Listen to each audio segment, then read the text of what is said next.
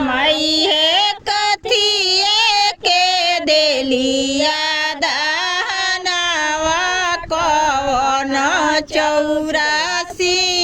झेलाए माटिनी के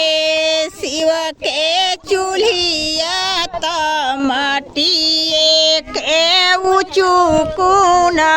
है माटिनी के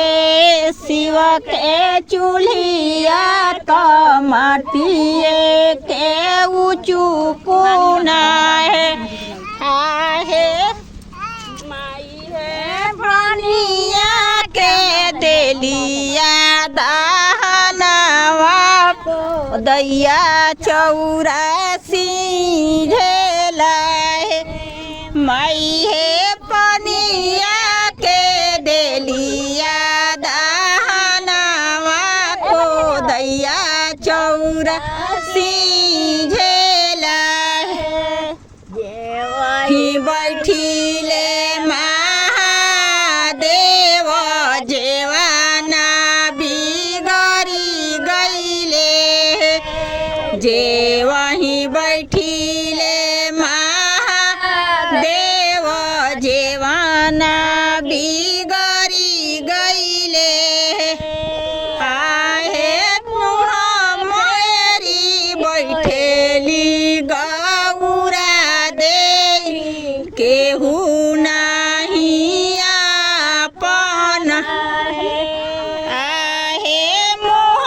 फेरी बैठेली गौरा दे केहू नहीं आपन है नहीं के शिव के चूल्हिया तो सोनाही के उचुकुना है दूधवा के देलिया दानवा बसमती चौरासी झेला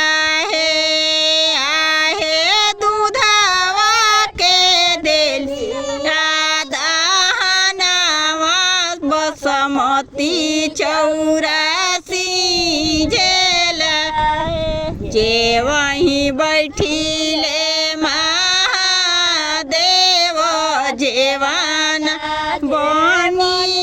गईले जे वहीं बैठिले